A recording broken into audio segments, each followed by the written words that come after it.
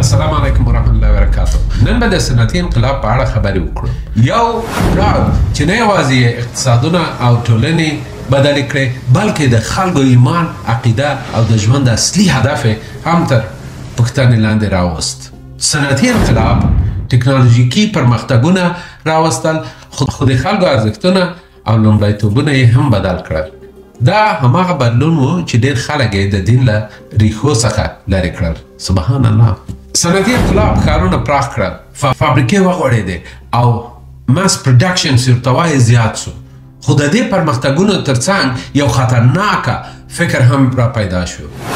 د خلکو یوازینی هدف مادي بریا وګرځېده. د معنویت، روحاني ارامتیا او دین ارزښتونه یې له یاده ووتل. الله موږ ته د دې اخطار راکوي. د دنیا په شتمنۍ کې مسابقات تاسو غافله کړي یاست تر دې چې تاسې قبرو ته ورسېږئ. سبحان الله. تر هغه وخته پورې موږ تاسې هغه انګلیسي کوئ کمپټیشن کې د دې دنیا تر هغو پورې قبر ته کته کې. دا آیات موږ ته دا درس راکوي که د موږ هدف صرف دا وي شتمن سمه آخرت هم له یاده وځي. سبحان الله. دا هغه څه دي چې د صنعتي انقلاب وروسته بشپړه تمدنونه یې ګمراه کړل او د دې روح او مادي نړۍ ترمنځ شخړه پیدا کړه. اسلام موږ ته ښیي چې انسان هم جسم لري او هم روح. جسم اړتیا لري خوراک ته، سرپناه ته او پیسو ته سبحان الله ژوند انسان په وکړي. روح هم اړتیا لري ایمان پر الله، د الله ذکر او د آخرت یاد انشاءالله. خو صنعتي انقلاب دا تعادل له منځه یووړ. دغه ماس پروډکشن چې ته وایې مصرف او مادي لاسته راوړنو او غوښتنو د خلکو تر ټولو مهم هدف سو. د دین، ایمان او آخرت فکر له خلکو څخه ولاړ. رسول الله صلی الله علیه وسلم موږ ته اخطار راکړی په بدن کې یو ټوټه غوښه ده، که دا سالمه وي ټول بدن به سالم وي او که دا فاسده سي ټول بدن به فاسد وي. پوه شئ چې هغه زړه ده. سبحان الله.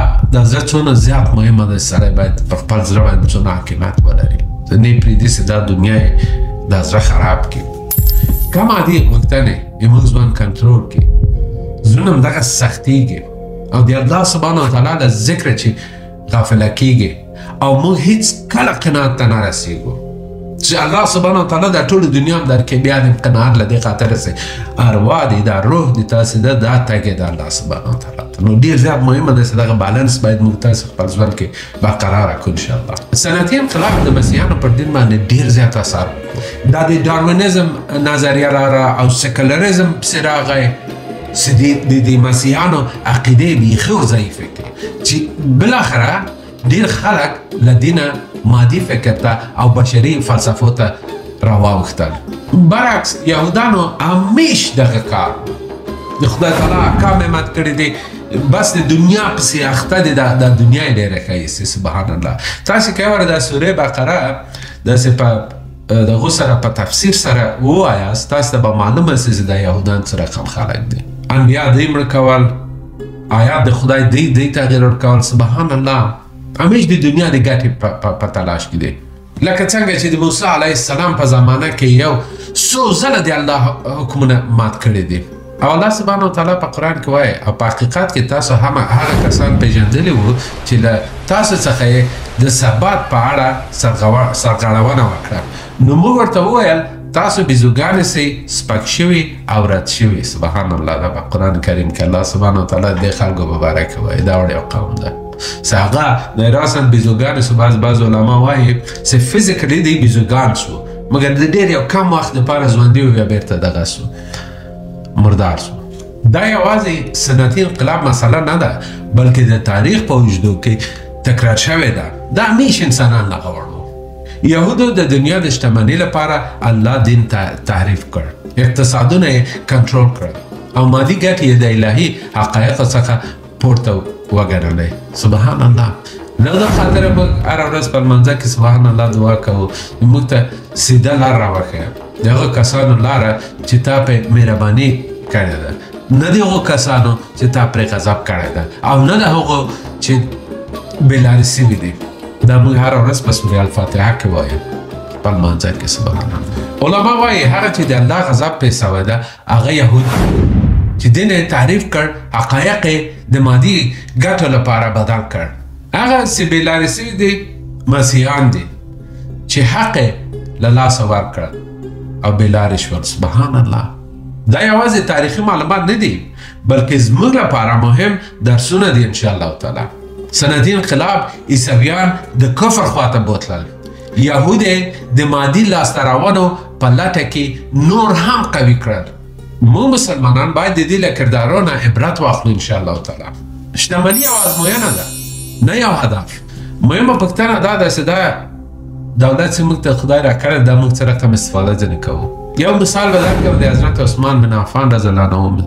هغه د رسول الله صلی الله علیه وسلم له شتمنو صحابو څخه و خو خپل مال د مسلمانانو د خیر دپاره وکاروه. بل مثال به درکړم سبحان الله عبدالرحمن بن عوف رضی الله عنه یو بل شتمن صحابه و خو ډېر ساده ژوند یې کوو او خپل مال د الله سبحانه وتعالی په لار کې مصرفوه. دا هغه فکر ده چې موږ تاسې اړتیا ورته لرو. اقتصادي پرمختګ مهم دی خو دا زموږ دنده ده چې دا پرمختګونه له معنویت سره متوازی کړو. په داسې دنیا کې چې دا پیسې او مصرفونه تشویقوي موږ څنګه کولی شو چې خپل ایمان وساتو او نیت هم پاک کړئ، نیت هم اصلاح کړئ. مخکې له دې چې د بریا په لټه شئ له ځانه پوښتنه وکړئ ولې دا کار کوم؟ آیا یوازې د شهرت، مقام او شتمنۍ لپاره کوم که د الله د رضا او د خلکو د خیر لپاره کوم؟ بل شکرګزاري او سخاوت تمرین کړئ. رسول الله صلی الله علیه وسلم فرمایي غوره شتمني د زړه شتمني ده. سبحان الله. صدقه ورکړئ، خلکو ته لاس ورکړئ او خپل نعمتونو له نورو سره شریک کړئ انشاءالله تعالی. علم او معنوي ودې ته دوام ورکړئ. قرآن موږ ته وایي په اسمانونو او ځمکو کې د هوښیارانو لپاره نښې دي. سبحان الله. فکر وکړه که هوښیاران الله سبحانه وتعالی درته ویلی دي. راځئ چې ځان په خیر سره هوښیار کړو انشاءالله تعالی او دا خپل فکر مغز الله سبحانه وتعالی راکړی له دې چې استفاده وکړو. قرآن خلاص کړو ځان په پوه کړو، لا یو د حدیث کتاب خلاص کړو ځان په پوه کړو. هېڅ کله زده کړه مه دروئ. دین، ژوند مهارتونه او خپل حقیقي هدف معلوم کړئ. کار او عبادت هم متوازن کړئ. بریا یوازې د پیسو ګټل نه دي بلکې د ژوند کولو طرز ده. انشاءالله مونځ ته لومړیتوب ورکړئ، ذکر وکړئ او الله عز وجل د خپل ژوند په مرکز کې وساتئ انشاءالله. صنعتي انقلاب دنیا بدله کړه خو زموږ معنوي ازموینې له دغسې پاته دي. شتمني، بریا او پرمختګ ستونزه نه ده بلکې دا مهمه ده چې موږ دا څنګه کاروو. که موږ خپل مادي بریا له معنویت سره متوازن کړو نو موږ کولی شو چې د الله د رحمت وسیله سو انشاءالله تعالی. نور هم بخښنه نیسم انشاءالله تعالی که دا ویډیو کوم خوښه سوی وي له نورو سره شیر کړئ، لایک کړئ. هغه شیان چې ټول مهمه دي ورته چې موږ هم تشویق سو انشاءالله تعالی. تر بله ویډیو پورې انشاءالله تعالی. السلام علیکم ورحمة الله وبرکاته. خدای په امان.